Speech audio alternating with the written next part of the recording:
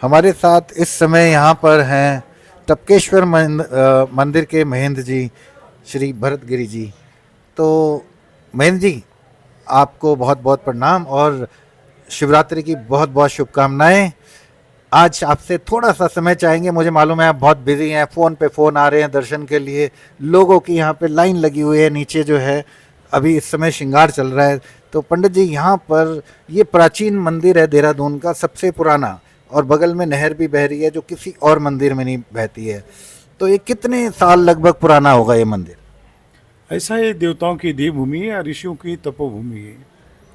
सो प्रथम पहले देवता लोग जिस दौरान यहाँ जागृत अवस्था में रमण भ्रमण किया करते थे, उस दौरान देवता लोग इस गुफा में आके भगवान सदाशिव का ध्यान किया करते थे और शिवरात्रि पे शिवरात्रि भी मनाया करते थे। तो उस दौरान जब भी देवता लोग यहाँ आए और भगवान शिव का ध्यान किए और भगवान शिव प्रसन्न हुए और देवताओं को भगवान शिव ने देवेश्वर के रूप में दर्शन दिए और भगवान शंकर प्रसन्न हुए और उनका अनेकों बार कल्याण किए। बाद में ये देवेश्वर कहलाए और ये नदी ये धारा है, इसके बीच देवता लोग स्नान संध्या किया करते थे।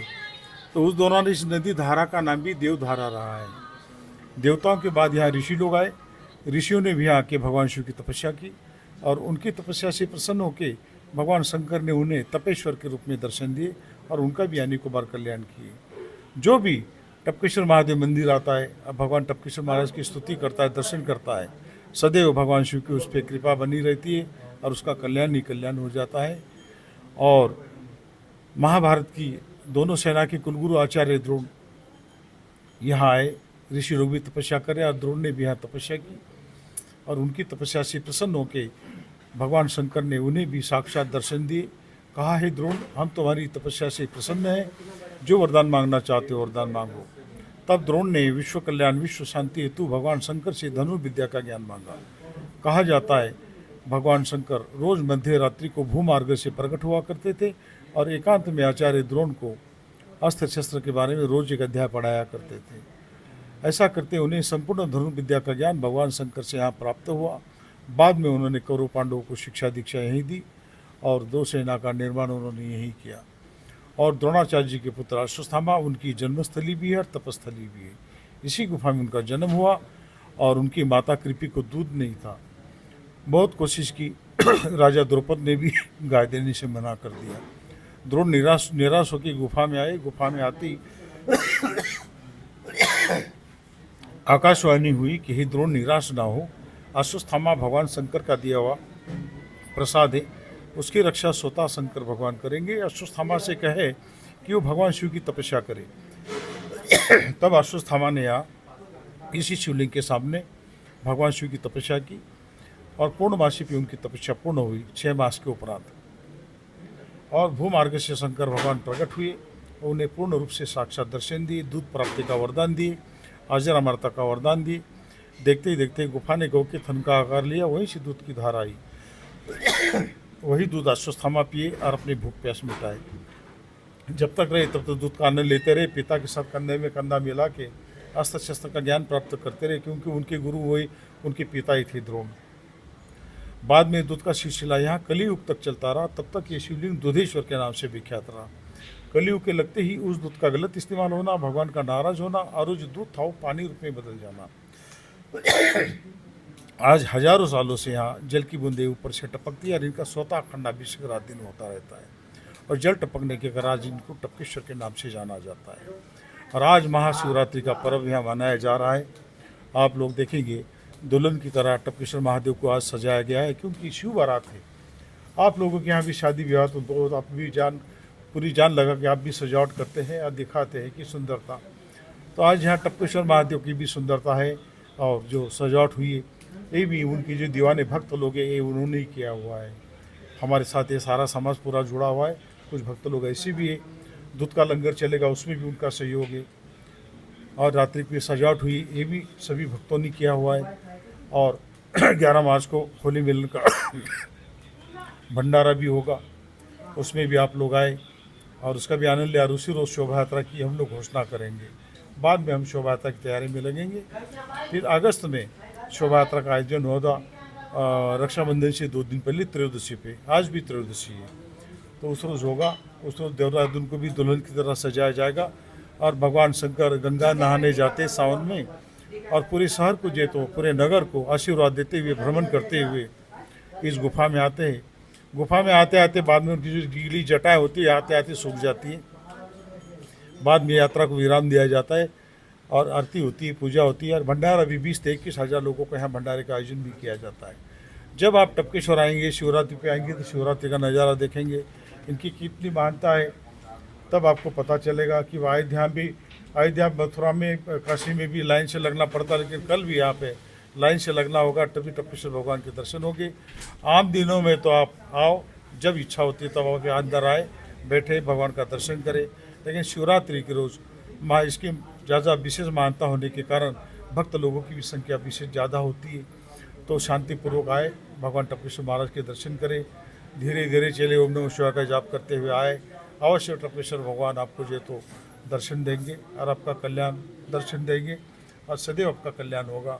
भगवान टपकेश्वर महाराज आपसे कुछ नहीं मांगते, यहाँ की जो पुजारी है हम जो आपसे मांगते हैं, हम कोई भगवान नहीं मांगते, हम जो आपसे मांगते हैं आप लोगों के लिए हम सदैव यहाँ पे व्यवस्था देते हैं और मंदिर का विकास करते हैं। और आप लोग जब भी आए तब आपको जो तो कुछ न कुछ नया यहाँ पे नयापन आपको महसूस होगा।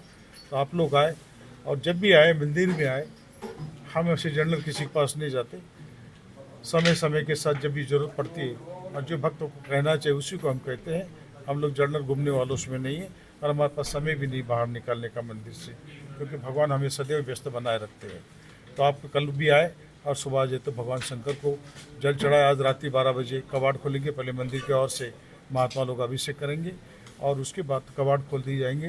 कि सारी रात, सारा दिन, कल की रात जल अभिषेक रुकेगा नहीं, वो महाअभिषेक चलता ही रहेगा। थैंक यू मैन जी, बहुत अच्छा ज्ञान दिया आपने, पूरी हिस्ट्री बता दी हमें।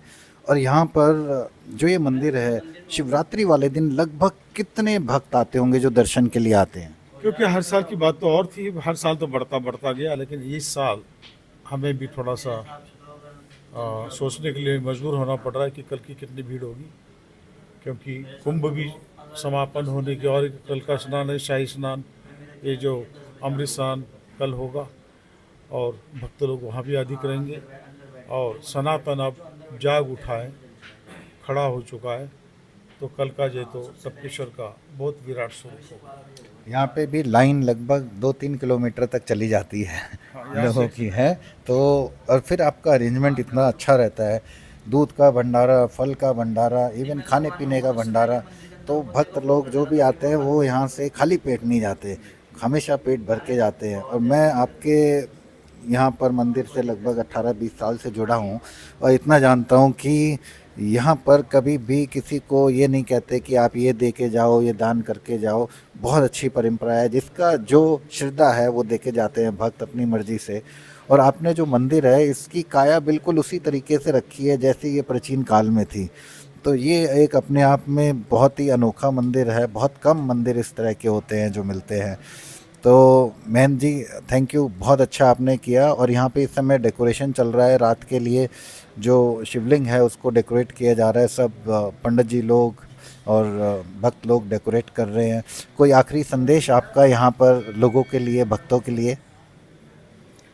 सभी भक्तों को, भारतवासियों को, सबको मेरा यही निवेदन है, भाइयों, सनातन जाग उठा है, लेकिन जो सो रहे वो भी खड़े हो जाए, चलते रहे। आज तक कई, भारत आज़ाद होने के बाद कई नेता आए और कई गए, लेकिन जो वर्तमान सरकार जो आज जो कार्य कर रही है, आप उनके साथ रहेंगे तभी हमारा सनातन है उसको बल बढ़ेगा और ये स्ट्रांग बनेगा, और हम पूर्व की स्थिति में हम लोग फिर से जाएंगे और सनातन की जय जयकार होगी। और हमारा सनातन जिंदा है तो हम लोग जिंदे हैं। और योगी जी और मोदी जी को भी मैं महाशिवरात्रि की हार्दिक शुभकामनाएं देता हूं। टपकेश्वर महाराज हमारे कुछ नहीं मांगते, मात्र आपके 2 हाथ निर्मल होने चाहिए और आपका दिमाग, बुद्धि सदैव शिव उपासना में होनी चाहिए, और मुख से सदैव ओम नमः शिवाय, ओम नमः शिवाय होना चाहिए। 2 हाथ चढ़ाने के लिए आपके पास कुछ नहीं, 2 हाथ है, तो आपके पास एक आपका शीश है, शीश कमल है, उस आपके मस्तिष्क को आप भगवान शंकर के चरणों में अर्पण कर दे। 2 हाथ तीसरा मस्तक, मुख से कहे हरिओम तत्सत। सारी पूजा हुई, सारे अभिषेक हुए और भगवान सदाशिव की उस भक्त पे असीम कृपा सदैव बनी रहती है, जो 2 हाथ भगवान के सामने चरणों में लगाता है, अपना मस्तिष्क भगवान को अर्पण कर देता है। 2 हाथ तीसरा मस्तक और मुख से कहे हरिओम तत्सत। भगवान सदाशिव प्रसन्न होते और उस भक्त पे सदैव उनकी कृपा बनी रहती है। हरिओम। धन्यवाद धन्यवाद। हरिओम हरिओम, जय भोले शंकर।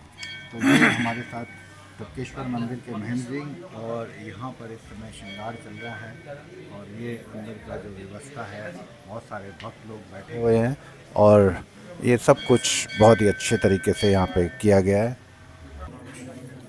और ये हमारा यहाँ पर श्रृंगार होते हुए टपकेश्वर मंदिर का, और ये आप देख सकते हैं सब लोग को, और ये पूरा मंदिर का यहाँ पे दर्शन, और ये सब भक्त लोग यहाँ पर बैठे हुए। तो ये पूरा नज़ारा है इस समय टपकेश्वर मंदिर का। जय हो, ओम नमः शिवाय।